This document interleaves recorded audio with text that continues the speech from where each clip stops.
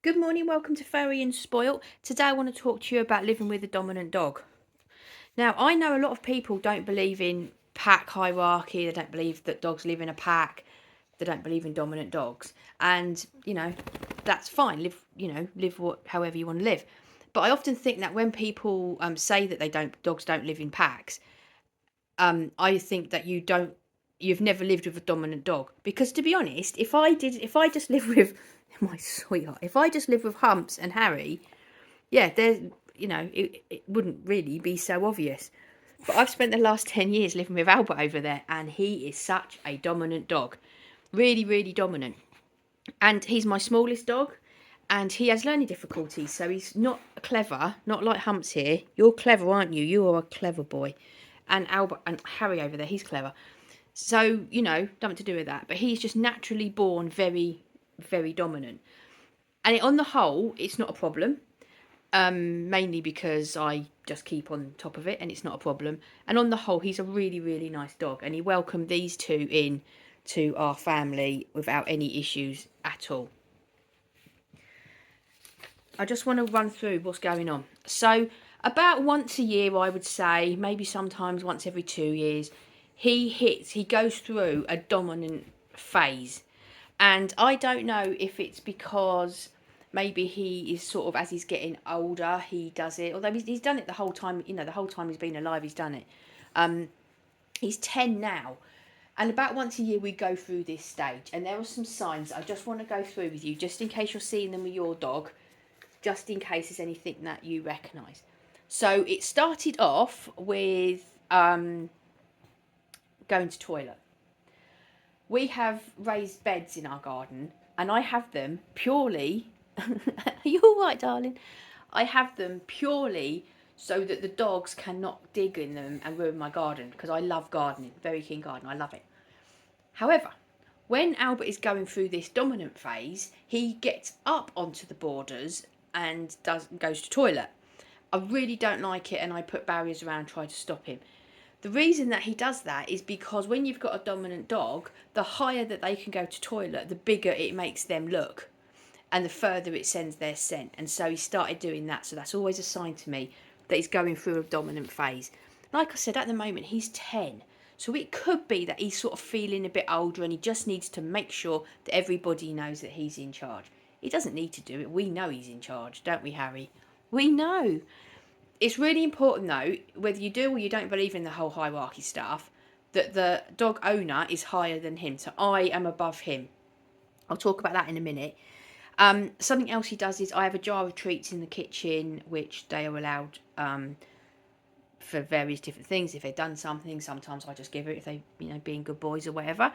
And he will go there, and he has a very particular bark that he only uses at this time. And he will go to the treat bar and he will really give this bark and start kicking his back legs. And I just know the second I hear that bark, we're going through it. And all I have to do is firm stop it. I'm not having it. Very firm. And he just knows, don't bother messing with her. It normally lasts about 3 hours. We normally go through it. Sometimes it can go on for a bit longer, but it's generally just a few hours. Kicking the back legs. All dogs will kick their back legs, whether they're dominant or not, after they've gone to toilet. It's a very natural thing to kick their back legs and get the scent moving around. But when he's doing the barking at the treat pot, it's a very different bark, and he really kicks his back legs out, and he's got attitude. My other dogs always know that he's top dog, and how I know that is because nobody will eat until he starts to eat. So it's really important to me that my dogs know that I'm in charge for various different reasons. If you don't know about my opinion and how I run a pack of dogs, there is a video. I'll put it up at the end, and it's called. It's just about being a good pack leader. If you don't know all about it, please go and watch it because it is important. But how I do it. So this is how I do it. I am in charge. He does not get to bully any dogs. He does not get to. There is no him running the show. Absolutely not. I am in charge. However, when I'm feeding them or giving them treats or new toys, the order that I give them to the dogs does kind of tell the pack how I view the pack. So I will feed Albert first, and then I will put Harry and Humps down at the same time. These two are very laid back dogs. If I didn't have Albert, they would just be level. It would be very easy. So I will do things like that because he is top dog. I will feed him first, and I will give him a treat first, and I will, if we're giving toys out, I'll give him one first. Then I don't know how else to say this. Humping, mounting. How do I say it nicely on YouTube? He does that to the other dog, and I absolutely, under no circumstances, will tolerate that because that is straight out dominance. I will absolutely not tolerate it. Now, he hasn't been doing it to Humps here, which I'm very glad about, because obviously if you know Humps' story, that wouldn't be a good idea. But he does it to Harry, and I absolutely will not have it. I will not have it. And if he does it, and he did it on this morning we were going through it, he kept trying to do it, so I put him out of the room and shut the stair gate and put him out there, and no way. I absolutely was not tolerating that. Just having a look on my list. Oh, something that is important. If you've got a dominant dog, when they're going through the dominant stage, then, I mean, you might have a dominant dog who's really bad all the time, but luckily Albert it just comes in phases. When he's like that, I make sure that he walks at the back of the pack. So, I mean, if you think about it, it's me, my husband and 3 dogs, so we're a right little pack walking along. When he's being all like this, I put him at the back of the pack. So my husband walks him and they walk at the back of the pack. So he absolutely knows, get back there, I'm not putting up with your business, I'm not putting up with it. I'm just checking. Something that I do see, I see this a shocking amount, is dogs. If you go to get onto a sofa and your dog growls at you, or you go to get onto the bed and your dog growls at you, that dog is dominant and he thinks you're below him, and you absolutely have got to do something about that. For 2 reasons. Number one, no dog should be leading a pack. No dog should. Because they just shouldn't. They're dogs. They can't make decisions. They shouldn't be. You should always be above them in the pack. Now, when I say this, it all sounds a bit nasty and a bit horrible. And I did do another video about to make sure that you're being a nice pack leader. Don't be, what did I call it? Don't be a nasty pack leader. It'll be in the playlist for dog behaviour, I think. And this all sounds a bit, a bit harsh and it's not. You see my videos, you see my dogs. They're allowed on the sofas, they sleep in our beds, they're allowed to go wherever they want to go. I have a very, very loving relationship with my dogs. I have a very good bond with my dogs. But the reason that they're allowed on the sofas and the beds and everything else is because they wouldn't dare to question it. If I said move over, or I say bib, that's my word, they wouldn't dare question it. If I wanted to sit where they were sitting, they would move immediately. They wouldn't dare question it. And so by being a good pack leader, it means that they get absolutely loads of freedom. So, if you are, it's not a strict thing. It might seem like a strict thing, but by being a good pack leader, what it actually does is gives my dogs more freedom, because they can go wherever they want in the house, because I don't have any issues with them getting off, when I tell them to. And I was at someone's house. They asked me to come round and help with their dog. I went round and had a look, to see. And the dog was quite a big dog, golden retriever. And the owner went to sit on the sofa, and the dog bared his teeth at her. And I just watched to see. And she just moved and got off the sofa because he said so. And I couldn't believe what I was seeing. I was like, what? It's your sofa, it's your house, and he's just told you to get off. No way. And so I recommended for her that for a while, she stopped letting the dog on the sofa, and she didn't let him on it. And it took a long time because, he was growling at her, and she was naturally not a... The thing is, I think happens a lot is, I'm naturally feisty. We all know that. And if you're naturally meek and not as feisty, it might not be as easy for you to lead a dominant dog. And that is something to think about. When you're going to get a dog, and if you're a naturally kind of meek, calm person, and you want to go for a meek, calm kind of dog, don't go for someone that's going to try and dominate you. Because this is the thing with dogs, they know.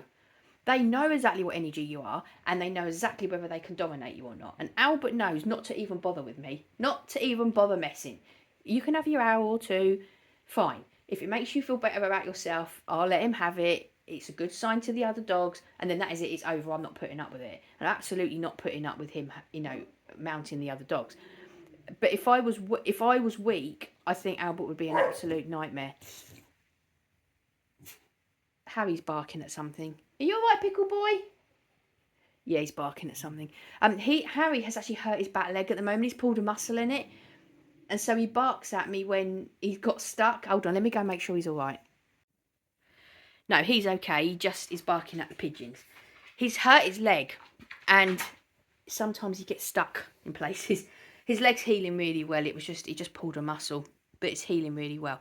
The other point I want to make is that if you've got a dog and you're going to get another dog, and you've got a dog that's really dominant, you've got to make sure that you do not bring another dominant dog into your pack, because all you are going to do is end up with fights, and it's going to be a nightmare, because one of those dogs is going to have to back off.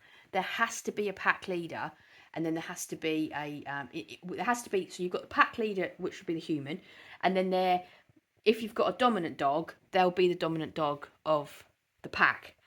And you cannot have two dominant dogs. One of them has got to be more dominant than the other.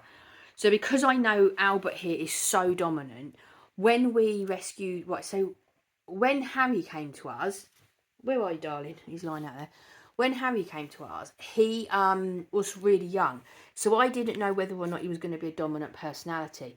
But one of the things I did say to my husband was, if he is a dominant personality, he won't be able to stay here. So we worked with a rescue centre. We went undercover to go and rescue him. And he didn't go so he was really badly abused, and the people were put in prison for it. But he didn't go to the rescue centre. He came straight from where he'd been abused straight to us. And he was a tiny little thing, and he was very, very sick. And he, let me find him for you. Where is he? He's out here. But I did say to my husband, if he's a dominant dog, he's not going to be able to stay. We're going to have to get him better, and then he's going to have to go, which was a massive problem for me, because I can't do that. I can't foster dogs. I can't do it. I can't do that. I'm not built like it. Once you come in my house, I fall in love with you, and you have to stay with me forever, because nobody can look after you as well as I can. And that's just the way it goes. And so I knew that I was in big trouble if he turned out to be a dominant dog. The other thing was when Humps, you're just having a lovely sleep, Pickle Boy. Just having a sleep. We've been on our walk. The other thing was when Humps came over here, he's clearing up his paws. We've been on a walk. He's just clearing the mud out from his feet. When he came, that was one of the things I said to the rescue centre. So I said, yeah, he can happily come here. But he absolutely cannot be dominant. If he's a dominant dog, it will not work. He cannot come. And they said, oh, no, he's not. And he's right. They're right. He isn't. He really isn't. He's a gorgeous dog.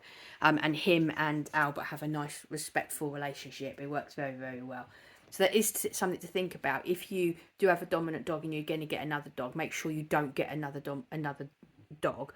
And I'm sure you've heard this all a million times before, but if you're going to go and buy a puppy, and you go to see all the dogs in the litter, you want to be watching out, because you can tell from that young age which one's dominant.